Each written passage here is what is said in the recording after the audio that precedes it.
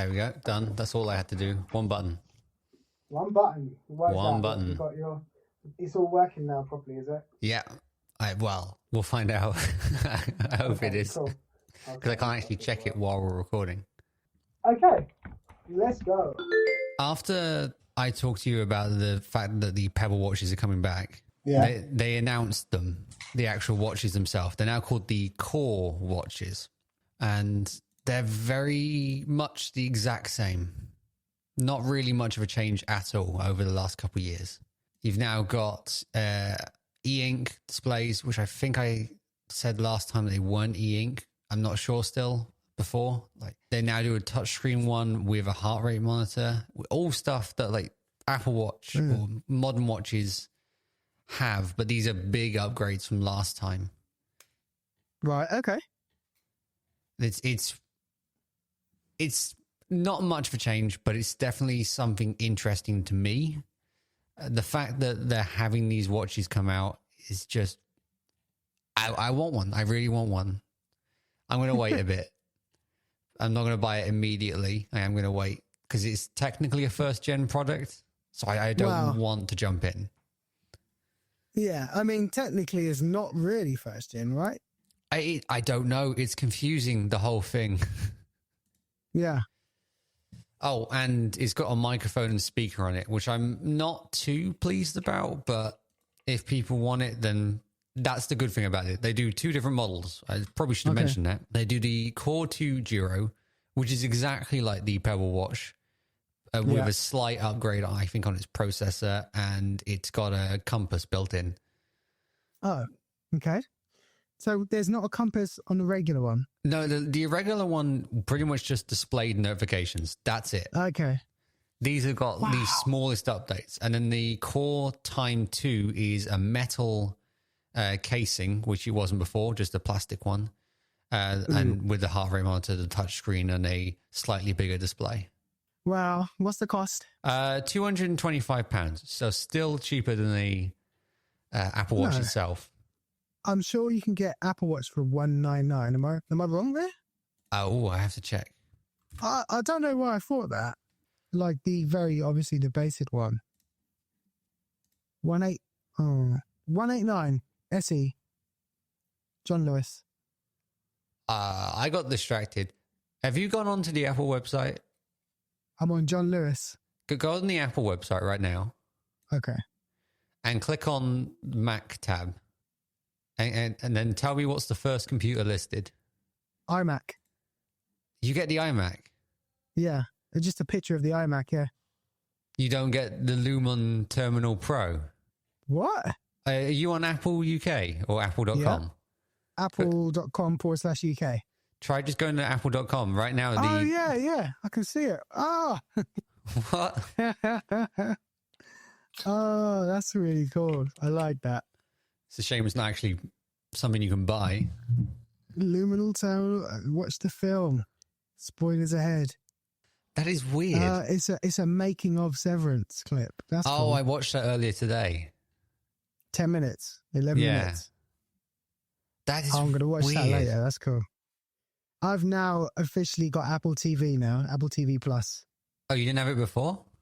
No. I had to get it because it's just too good. The way that I was watching some of the shows before just is not available anymore. So I was kind of forced to get it, but I think I'm going to keep it. I'm watching The Studio as well. Have you started that yet? The Studio? No, I'm going to watch that directly after this. I'm going to sit down, do work, and then watch that at the same time. It's brilliant. Episode 2, both episodes are really good, but yeah, just very, very well made. Good stuff. We didn't even make it past the first segment and we already made it back to Apple. There we go. They're too good at distracting us. To finish off the whole Pebble thing, it's also going to get a December release for some of them. I think some of them are getting an earlier release. I closed the tab now. I think they're missing the trick by waiting and missing out the summer. I understand December with Christmas, but Apple's going to release another Apple Watch by then. Samsung's going to release another watch by then. Well, apparently they're going to release an Apple Watch with a camera in it, which is weird. Yeah. I don't know why they're going to do that, because it's going to have people walking around pointing their watches at things. I don't know. And I do think the Pebble watches are expensive, but they're no expensive than last time they were around. And I would still rather pay more money to have 300 days of battery life than a day or two. Actually, how long does the Apple Watch last now? I'll get 2 days out of mine, but I think the Ultra gets a lot more. Yeah, it's like 4-5 days. Yeah. I charge mine every night still, though. I just wouldn't dare. Like, I've gotten 2 days when it's been rough, like when I stay away and forget my charger, but I wouldn't do that. I wouldn't risk that normally. Yeah, I mean, it's weird with my phone. I'm fully accepting of charging it every day. For a watch, even though I don't wear it when I'm asleep, I still don't like the idea of charging it every day. That's not acceptable for you. Yeah, I don't know why it's not acceptable to me. It's a bit weird, that. You know what? I remember when they announced the Apple Watch, the first one, and they said, oh, you charge it every night and that's kind of makes sense for most of our users. And they said that, and I was convinced immediately. And that was the Apple magic working on me. Because before that, I was saying there's no way I was wearing a G-Shock watch. There's no way I'm charging my watch more than once a month. And then all of a sudden I was on board and I'm happy 10 years later. I remember watching that event and not having the same feeling. Yeah. I mean, but hold on, 10 years ago? Yeah. You weren't going to get an Apple Watch 10 years ago. No, but I believe that was the point where I was already thinking of swapping to Android. I was still on iPhone. I would have been on iPhone 5 at that point. Right. But I would have been thinking of swapping over because I was so unhappy with the 6 and I skipped that generation, just kept waiting, and then nothing good came out. And then the SE came out. Sorry, not the SE, the 16E, and I'm slightly happy. That's what you get from me, Apple. So have you got that yet or not? No, I haven't got that yet. Still thinking about it. Still want it. Nah. Miss it. I don't know. No. That is the first iPhone in a very long time that I've wanted. The only one that ever got close was the 13 mini. Yeah. But it still had features I didn't like. You could probably get the 13 mini now for a good price. Why don't you just do that? Because they discontinued it today. Oh, okay. Yeah. In fact, I was listening to an episode of Upgrade, which is another Apple-based podcast that I listen to. And they were discussing the people who want the SE. Oh, sorry, the 16E. I still think it should be called the SE. I keep screwing up on that. And I was finding it funny because we were discussing about people who don't want cameras. I go, I'd happily do that. Do you know that there's a market for that? There's people.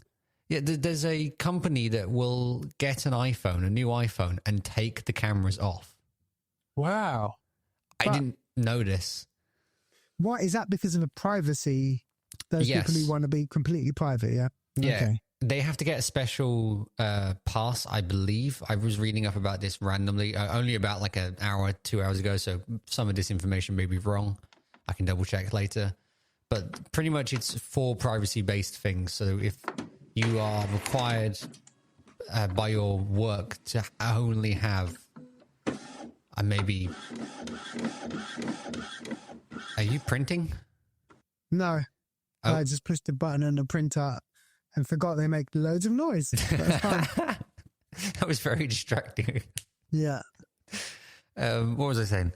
Oh, yeah. So people who need, who are in some sort of security, usually for servers or for maybe some government-based roles that don't need a camera. Right. So maybe like the military people over in America could do with having those. Yeah, I don't believe I could go up to one of these companies and say, can I have an iPhone without a camera in it, please? Because I would. I don't want a camera on my phone. What's wrong with a bit of black tape? Or a case that covers the camera? Mind you, you've got cameras on the front. Because you're still paying for that camera. Yeah. You're paying for a feature that you're not going to use at all, which is why I wasn't happy about the satellite either, because I'm not going to use that. I live in the UK. I don't live in a mountain or anywhere where there's lots of space, where there's no Wi-Fi connection or network connection of any sort. Now, have you ever been to Haverhill before? No. There are places that are horrible for signal. You may travel to them one day. It's nice to have it. It's almost like, it's the thing that's nice to have, like pepper spray. You don't want to use it, but you do want to have it. Yeah, but like, I would expect the satellite to be in the 16, the 16 Pro, or whatever one. This is the cheapest range. Yeah. No, I don't believe that many people who are buying this cheapest range are going on mountain trips that often. Yeah, I agree. Because they advertise the Watch Pro, the Ultra, to these people who will go hiking all the time. That's who it's for. It's not, this satellite feature is not for people in the middle of town who are buying the cheapest phones because they have to at least have some sort of phone. But I've got the 15 Pro, and I believe mine has the satellite in it, right? Because I've seen the satellite signal come up on it sometimes. Yeah, I think it does. Well, I mean, and normally when the satellite comes on, that means I've got no signal anywhere else, and the satellite comes up, and it's pretty pointless because I'm not sending a message to anyone. Yeah, I'm trying to go online. There's also a bit of interesting news from the EU on the whole Apple thing at the moment. They're attacking Apple again, trying to get them to open up a bit more. And I like the latest one because it goes well with the Pebble Watch thing I was just talking about, how they want the EU want them to be more open to smartwatches, not just the Pebble, probably the Google Watch, the Garmin Watch, whatever it's called, right? Yeah. And I think this is incredibly important for the watch world, the smartwatch world, because at the moment you're stuck to your Apple Watch, or if you go to Google, you're stuck with your Android-based watches, which are more open. But let's be honest, most people are on iPhones in the US and the UK. So is this so that the watches can use all of the features and communicate with the phone in the same way as Apple Watch? Yeah, not all of the features. I believe they've only said that they at least have to be able to respond to messages and receive images. Okay. Because at the moment, you don't get that. Right. I mean, go and make your own phone. Say again? I'm sure I'd go and make your own phone if you're Pebble. Like, build your own infrastructure. When it was small, they didn't care. But now they've got such a big market share, everyone wants to break it open. I think that's quite interesting as an approach for companies. It doesn't happen in other industries. It doesn't happen in the auto industry, does it? No, but I mean, we're trying to change that as well with having Apple CarPlay or Android. Yeah. But I was literally about to say to you, no one would want a Pebble phone. And as I was saying it, I was thinking, I would love a Pebble phone. Exactly. Yeah, you'd be the one. What was the phone? Do you remember the Facebook had a phone? Oh yeah. No. Yeah, it was a Facebook phone. I think it would be short-lived like that. To me, that looks like quite a good idea. But then I never, ever saw a single soul with that phone, ever. I don't remember. Oh, yeah, there it is. Yeah. It wasn't that long ago. I'm sure it was before lockdown, maybe. Yeah, no, I don't like that. And then there's also the Microsoft phone as well with the whole panel one. That was not good. The Microsoft phone died in 2017. It feels like yesterday. I remember reading up about that on the day it got shut down. I was very happy. I mean, I've always been against Microsoft, even though I think they're a better company than they used to be. But I grew up being an Apple nerd based on my name. So, of course, I was going to have a bias against Microsoft. Yeah. That EU thing also is trying to make it easier for you to pair headphones, which I think is incredibly important, as probably more important than the Apple Watch thing. Being able to pair Bluetooth devices easily, targeting mostly headphones. Yeah, definitely. Talking of headphones, they actually finally made the Maxes useful, the AirPod Maxes. Okay. What, with the USB-C? with the USB-C to aux cable. Oh, what? They've made that now. Yeah, finally. And then it's going to finally have lossless support. Lossless, so it's going to be 24-bit, 48K, I guess? Yeah. No way. I haven't fully checked. Okay. I guess because if they got a cable, they could do that over a cable. Cool. But I don't think anyone's going to... Well, I don't get it. The thing that confuses me about this is why did they release this now? They made a new headphone. Yeah. The Gen 2 of it, and they didn't do hardly any updates to it. This would have been a really good thing to announce with it. Obviously, they weren't ready, but I think it's Apple. They don't care, so they could have easily made people wait longer just to release these headphones with a feature that's actually useful compared to what they did, which was just update it with Type-C, if I remember correctly. So what port did the the original first gen have? It was just Lightning. So have they made a Lightning to 1/4-inch, 1/8 jack cable as well for Gen 1? No. Just Type-C to jack cable. Apple. Because it's Apple. And every time I see someone wearing those headphones, I don't like them. They're perhaps my least favorite Apple product currently able to be brought. I don't like it at all. Really? They just seem like incredibly useless paperweights to me that are waiting to become even more useless because they're so heavy. When I put them on, you don't notice it when you first put them on, but after a couple of minutes of even having it on when you're in the store, you're already kind of feeling that pressure when you take them back off again. And I've never put a pair on. I have twice. And they sound all right, but they're obviously for people who like Beats headphones or really bassy headphones, because that's all they are. It's just a lot of bass and no mid. Right, okay. I used to hate the look of them. More young people wear them all the time now, and I always think, if you've got 500, 400 quid to spare. Yeah, no. I don't think I'll ever own a pair of those. I've got AirPods in my ears. I've got Bose for over ears, and I'm happy with both. See, like, if you have that much money and you want some good pair of headphones, go Sony or go Bose. Yeah. Bose have really good noise cancelling. Sony, I think, has one of the best equalizers that you have control over with Bluetooth. Yeah. Those are the good options. Apple, but they don't do look good. Apple's... In fact, I didn't like the look of the Apple ones at first, but now...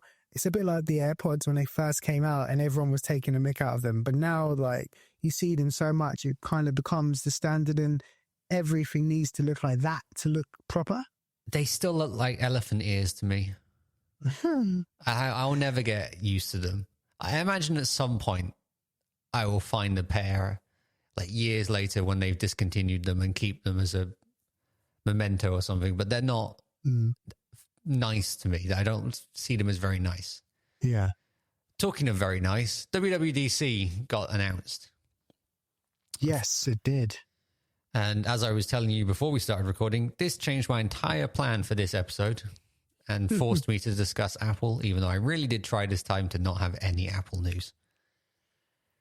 To be less biased. Companies keep you talking. That's what they do. Yeah, I guess that's true. So I have no doubt that you've been probably seeing some of the posts online about iOS 19, right? Yeah, I saw a couple today. What do you think?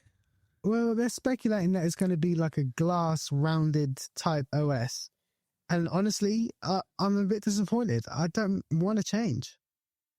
I don't think anyone wants to change their phone. Oh, okay. I thought it was just me. No, everyone that I've spoken to, and when I show them a photo of this is what the new iOS is expected to look like, to be honest, we don't know what Apple's actually going to do, but still, it's pretty close, I think. I think we are going to get quite a lot of this glass-looking design in the update. Yeah. And I just think I'm not going to update unless they do some really good features. They'll tie it in with something, yeah. Something you can't say no to. The scary thing for me is that I don't really care that much about my phone. If it happens, it happens. But I do care about Mac OS. And I don't want it to come to Mac OS. If it comes to Mac OS, I'm more scared of the power usage than how it looks. because we've already got this kind of blurry look to our setups. But I have turned that off a few times and noticed a significant change in power being used by my computer. Really? Yeah. So I'm kind of worried that if they put this new glass design on, how much of my processing is going to be used to make something slightly blurry with maybe a bit of a glossy glow.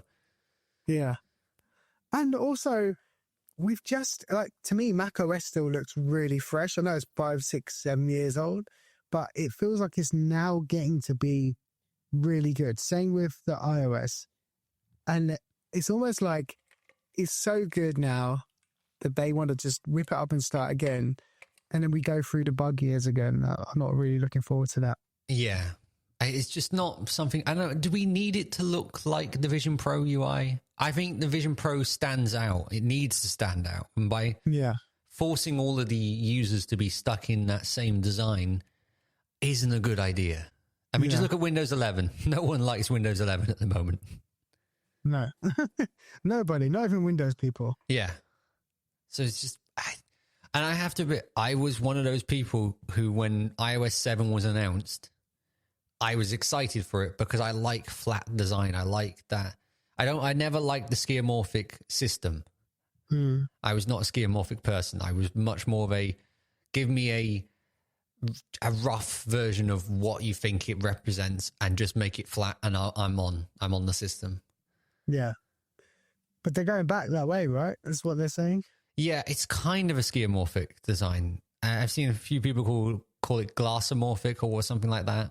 Because it's much more focused on making you feel like you've got glass in front of your screen, which surprisingly, it's already got glass on it, so you don't really need to.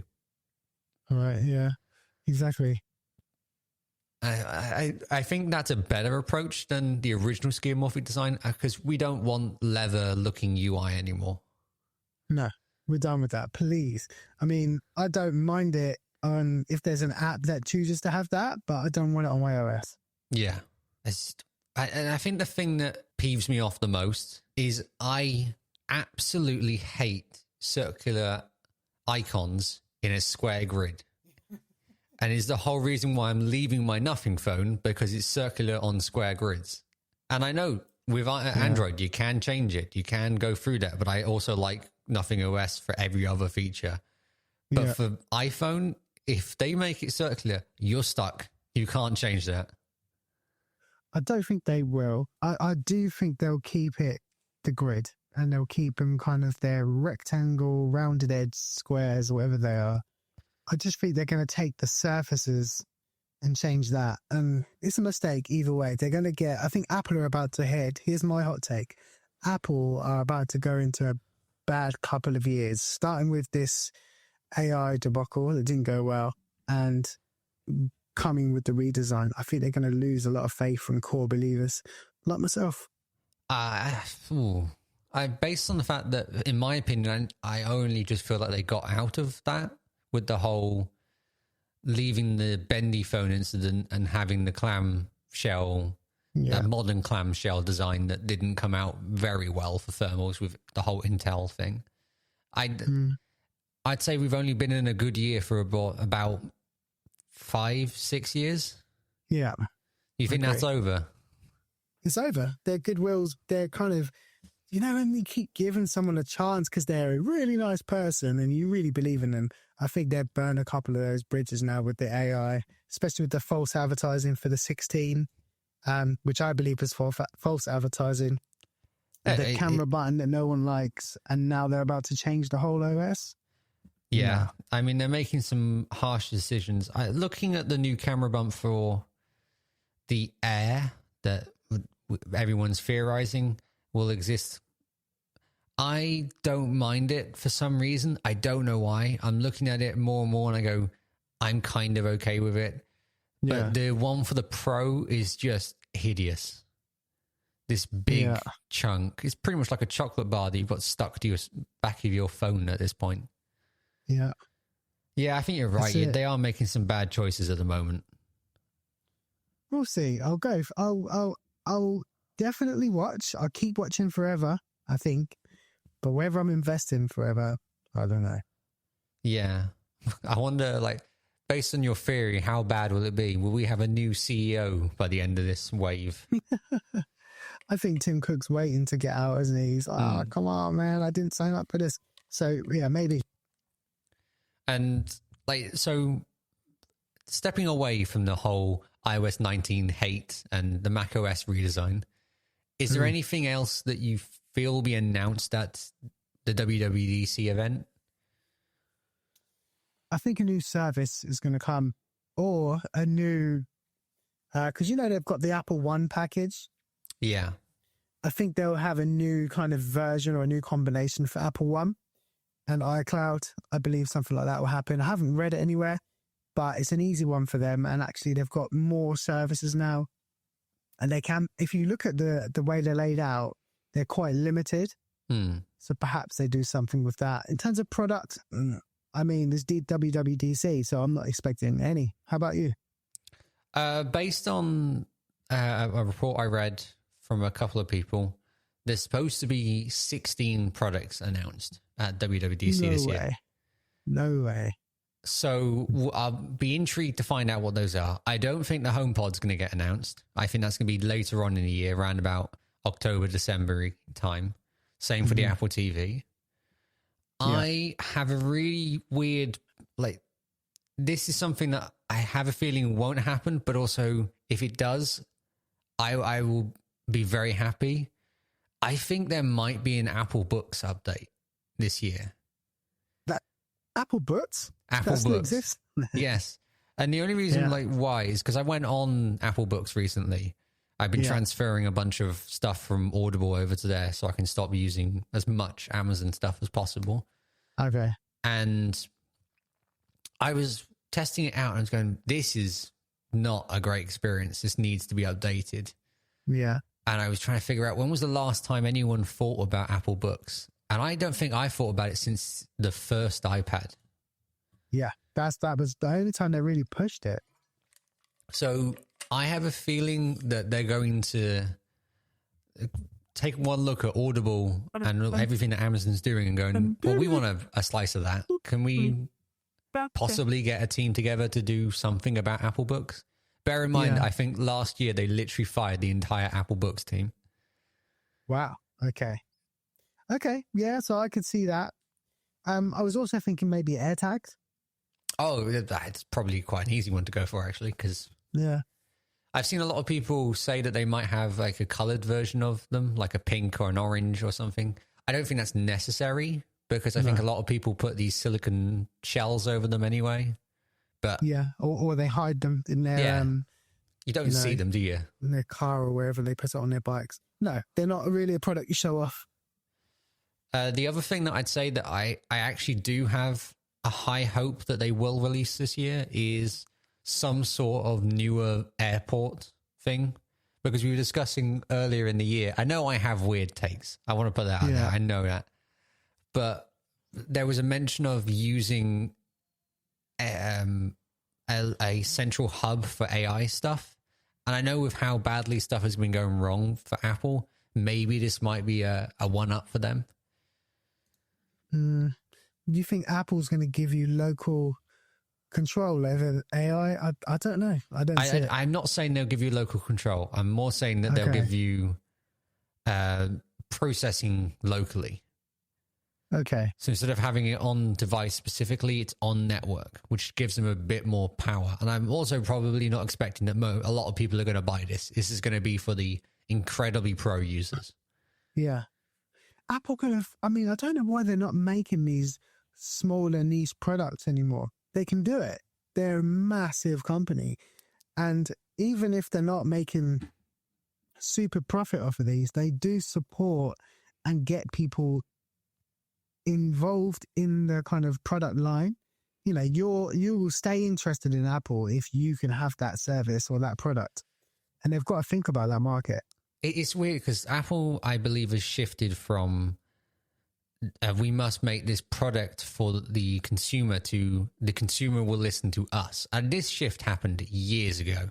This isn't a new development, but it's it's biting them in the back more and more as we get on, because they're not focusing on, Like, so many people will buy things for niche reasons, and Apple aren't going for them. The mini phone, I know it didn't do well, but I speak to a lot of people who will still want that device now. Yeah, and didn't do well in Apple's terms doesn't necessarily mean making a loss. Yeah. I mean, they've still kept Apple TV going, and that's been making a loss for years. Yeah, but that's a hobby, remember? Yeah, good point. That's what they called it. It's just, it is weird, some of the choices they make. And of course, we'll get the normal announcements as well. I was, the Hollywood Reporter, I believe, was breaking down Apple's, one of their budget calls they had the other day. And Apple TV Plus actually loses $1 billion a year. Yeah, I read the same thing, yeah. But did you see what they make in services a quarter? No, I haven't. So when it's jammed in, because they never used to separate the numbers, right? But this is the first time they have. It's bundled with the services numbers, which includes iCloud and all their other services, the games and stuff. They make a quarter, 22 billion from services. So they're not missing much. No. And Apple loses $1 billion a year on Apple TV Plus. But the whole point of the conversation they were having was, but it adds value to the brand because it's prestige and they got the shows and they get the awards. And that's what they need to be thinking about with their hardware as well. You know, not just the flagship product that makes billions, but also the smaller thing that might not make them money or as much money, but get certain people in because of the prestige or because it adds value to the professional user or whatever. I think Apple needs to lose on the phone market a little bit to get a reminder. I think they still think that we owe everything to them when it's really the opposite way around. I mean, the first generation iPhone didn't even have any apps. It just had... Well, mine did because I jailbroke it. I had Cydia. But that's a really good example. Like, you added apps to your phone, which then made them go, oh, we should add apps in. How great of us to be doing that. That's not how they should take that. Yeah, that's very true. The Google Pixel 9a came out. I haven't seen it. I'm Googling it right now. I'm Googling Google. Now, the reason why I bring this up, it is the direct competitor to the 16e. As much as I do not like Android, I don't like Google, I don't want to go back, everything else is way more practical about this phone. It's cost, it's cameras technically, but I don't really care about those, so I'm out of that. I actually think it looks like an okay phone. Not the best. It's still got the bean tablet looking thing. They just made it flush with the back instead of having a pill for once. It looks nice. I like it. I like the colours, but the price is £500 still. Is it? I thought it was lower. And $599 for the 256 model. So, I don't know. It's a lot of money for an entry-level phone. Yeah, but we are living in a point where it is getting more and more expensive to have these devices thanks to certain things happening in America at the moment. Mm-hmm. Yeah. And the fact that it didn't jump up this much, I think is quite impressive. I can't say the same for the 16e as it replaced the SE, which it was a dramatic increase from the last one. Yeah. And it still has a high refresh rate of the display. It has a good charging system. It's not slow. Anyone who's buying the 16e should be getting that phone. I'm not going to do that because I really want the 16e, but that is the thing that makes sense. Yeah, it looks okay. But again, it's Android, isn't it? Yeah. They've got their market. They are still the biggest in the world, technically. But how valuable is that audience of ours? Do they spend money? Do they buy accessories, buy apps, buy services? Probably not as much. The entire time that I've been on Android, I don't think I paid for one app the entire time. I came back to Mac OS and I brought 16 apps. A very different, and I don't know why. I don't know what it is about Apple devices that allows me. Actually, I do know what it is. The apps are really, really good on Mac OS. Yeah. And the developers, as much as they are almost bullied into making these apps stay up to date, they are really well designed compared to Android. It's trust in brand, isn't it? It is literally the trust in the brand. When you buy a device, you believe I'm going to be with this device for the next 5-10 years, or this brand, I'm going to invest in it. And I think a lot of Android users, I'm not sure if they're going to stay in that brand, even if they don't say it out loud, because there's real competition out there. And a lot of their market share is in countries that are not as developed as our country and don't have necessarily money to spend on services and have the data to be able to use services. So it's a bit of a lose-lose in terms of they ain't getting that 22 billion a quarter, are they? No, I guess not. You DJ and I DJ, right? Yes. Are you aware that Apple's allowing you to DJ with their music again? Huh? Yeah. What? So No? yesterday they're announcing. This is a game changer if that's true. Yeah, because I remember like when I got into DJing. Wow. I'm reading it now. When I got into DJing, I used Spotify to start. And I don't think that is the best way to start making music, because you are taking away from the people who make music. But if you're someone who doesn't have a lot of money, this is the best way to get into that industry with some cheap CDJs and an unlimited library to mess around with. And I remember the day that Spotify stopped supporting it, I just stopped. I couldn't make DJ anymore. Yeah. So I'm very happy to see that Apple Music is going to support this. I believe that... supported across the board. Rekordbox have got it as well. And so I believe that they lost support... Spotify dropped support due to legal reasons, if I remember correctly. Okay. So I wonder how long this is going to last. But Apple is really going into it seems, for the main fact that they're going to have radio stations for DJs and playlists for DJs. Wow. That's truly shocking news. I can't believe that. I never thought that would happen. No. I want to know how good it's going to be, because I imagine it's going to be American focused, and I'm not a big fan of American music. Apart from maybe the curation Souls. might be. Yeah. So, but we'll see. We'll see what it's like, because we've been testing out Apple Music recently as a family, testing out random features. Yeah.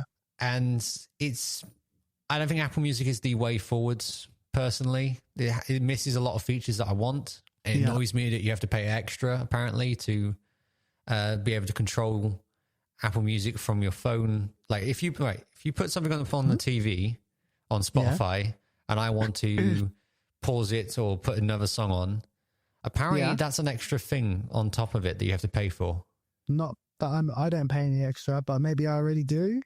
Because I've got the family plan. It works with the family plan. We have not got the family plan. We just got one device. We've been testing it out on.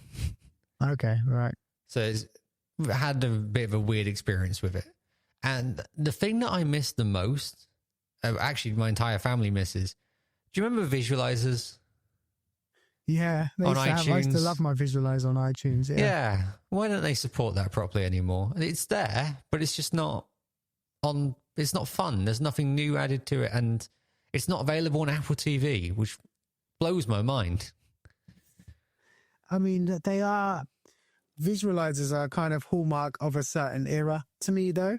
Like the early 2000s was like, you go into someone's uni dorm and they had a visualizer on their iMac and you're like, wow. Just like, we had hallmarks of the 80s, visual hallmarks of the 80s. I think they need to move on. Those times are past, Matt. But I liked them. Gone. They were cool.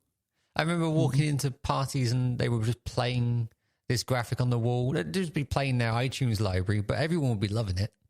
Yeah. Oh. Yeah, it was a flex. It was a real Apple flex. That's what got me into Macs. Well, A, my uni used them, but B, like they just seemed like more capable and more fun graphically than PCs at the time. The final thing that I want to discuss with you isn't Apple related, isn't Google related. It's live stream related. Okay, let's go. So you know that I've been doing some stuff for Transient Radio. In fact, next weekend, I will be helping with the London thing that they're doing. Yeah. And I want to optimize the workflow as much as possible. This is a future idea. I still haven't brought myself a camera, so we're far off from this idea. But I want to get the equipment shrunk down as much as possible so I can arrive there, put it down, and press play. Yeah.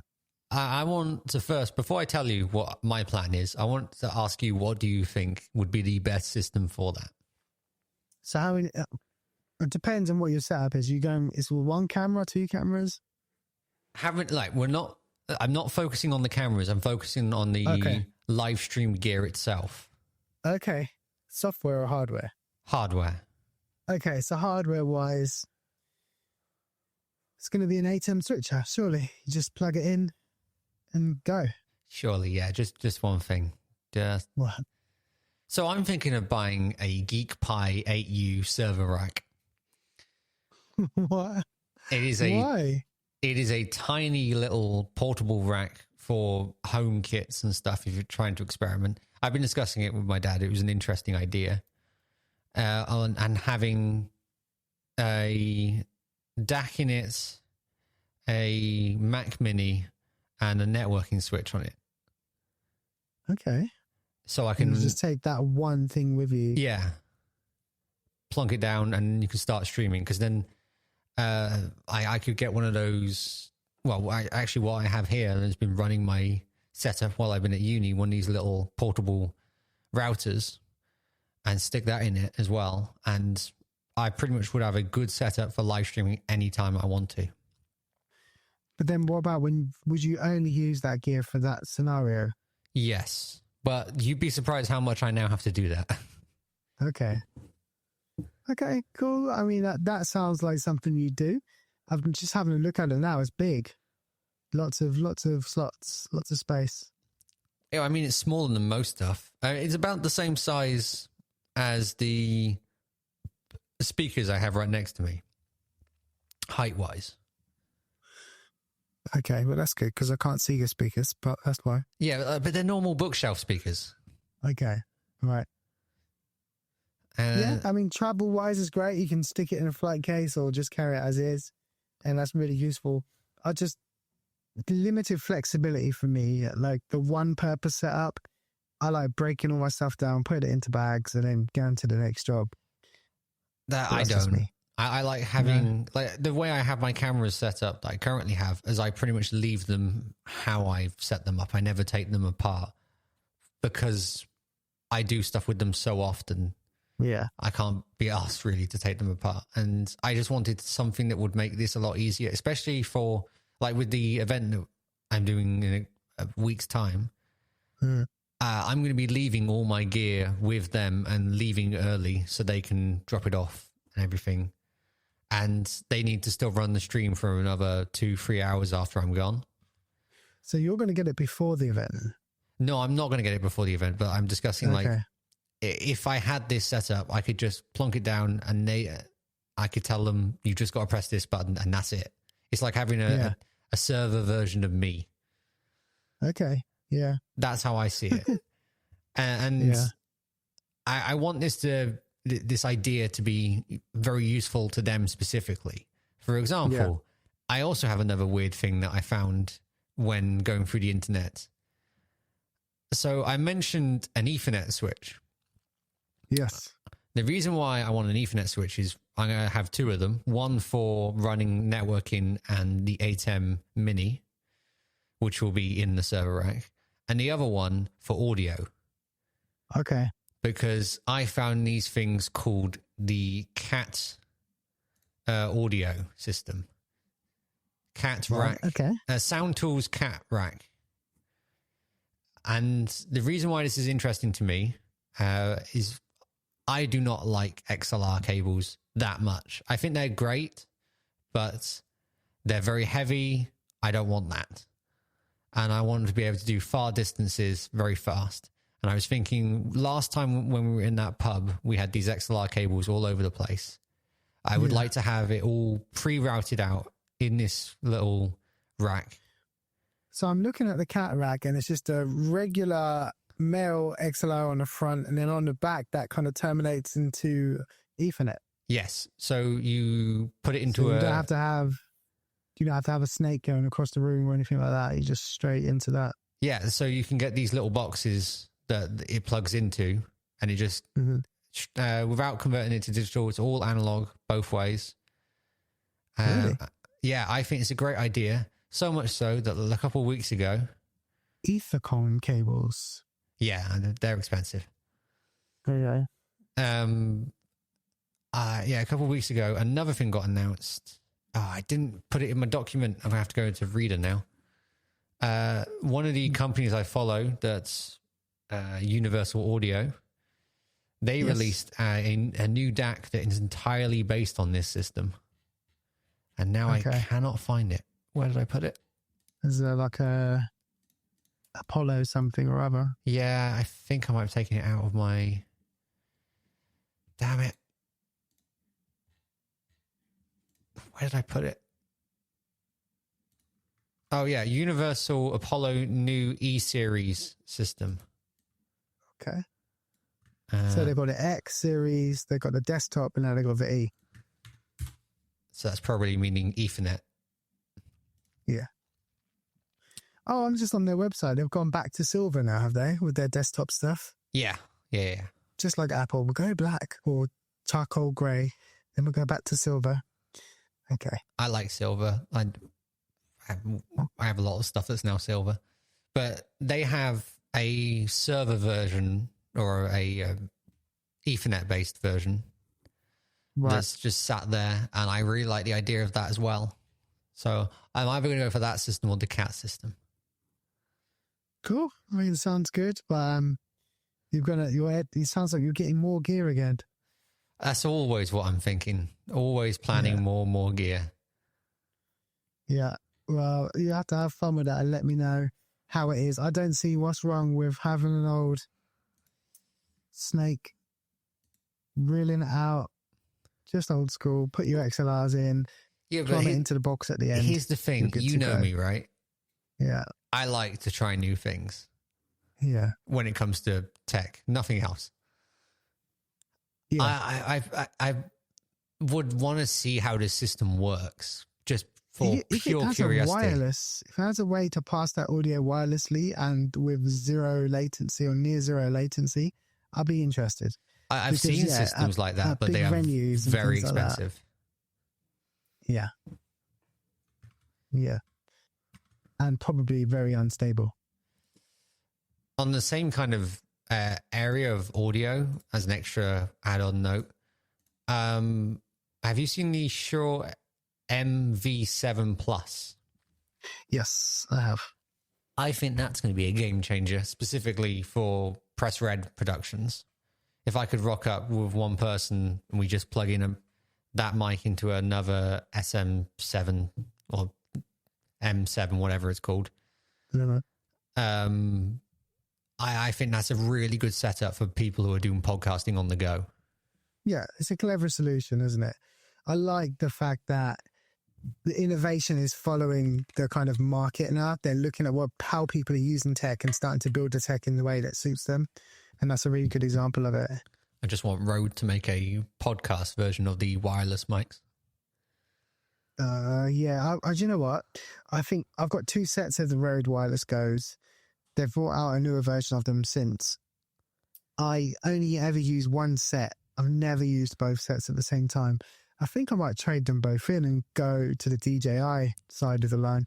The DJI seem nice. In fact, I'm probably have to cut this bit out. I got an email this morning from Fifine, which I did some reviews for in the past, and they've offered me some free wireless mics to review. I might grab those and see what I can do with them. Fifine? Yeah, we discussed them in the past on the podcast. Okay. They do the K688 mic and the tank mic. Yeah. And I don't think we left it on good terms, but apparently good enough that they asked me again. Maybe they forgot. Maybe. I will say that with wireless mics, I've had this dream, and it's why I made Screen Free, then called That Was a Movie, because I had this idea of we would go to cinema, I'd have this small box where I was going to get one of those Zoom recorders and then 2 Rode mics, Rode receivers plugged into it so we can have 4 of us talking.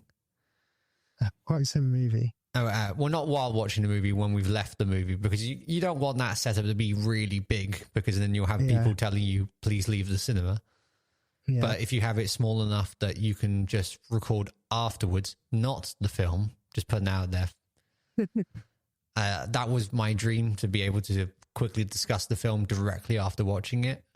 Yeah. But because Rode mics were expensive at that point, well, at least they were to me, and they don't support 4 mics to one receiver, I've never used it. Oh, okay. As we're speaking, I've just updated my record box, got Apple Music in there. It loads the tracks really quickly. It was great. I didn't know it was out now. Yeah, I just updated it. Brilliant. You're going to have to give that a try then and come back to me and tell me what it's like. Yeah, you can't store offline, which looks pretty poor, which is probably the biggest thing a DJ would want. I can sit at home, make my playlists, but I don't want to have a constant connection at the place. I want to just download my 100 songs for that day or whatever it is. Yeah, but if you have it as a playlist on Apple Music, you can just buy all of the songs on the playlist, right? If I remember, there's a quick button to do that. Maybe, but like there's cheaper, if that's the case, there's a DJ, there's cheaper ways to get music than to buy them all from Apple Music. We've got record pools and things like that. But do you know what? One interesting feature that I can see here is on the left-hand side, in your column, you've got your track number, and then there's another column that has an Apple Music sign, and then next to that, it's got an E for explicit, which is brilliant because I've never been able to filter what's explicit or not. So if you're doing a kind of a kid's party or an early night at a wedding and the older people are dancing, you don't want to play the explicit version, and you can filter by explicit, whether it's explicit or not. That is, why have they never done that before? I don't know, but it's great. It's there. Because I've done that. I've played music that I didn't even notice it has swearing in it at all in the background. Yeah, that is a really useful feature that they didn't mention. It's right there. No, it's right. It's probably one of those, it's not an accident, but such a niche thing that, but mind you, they are catering to DJs and they would have all come across that at one point. That's cool. You can check out Eli's work on his socials or on his podcast, Where the Key's At. To follow me, I am at MacBlout on mastonapp.uk. This episode was edited by me, Matt Blackman. Thank you for listening to this episode of Functions, and we'll see you in the next one.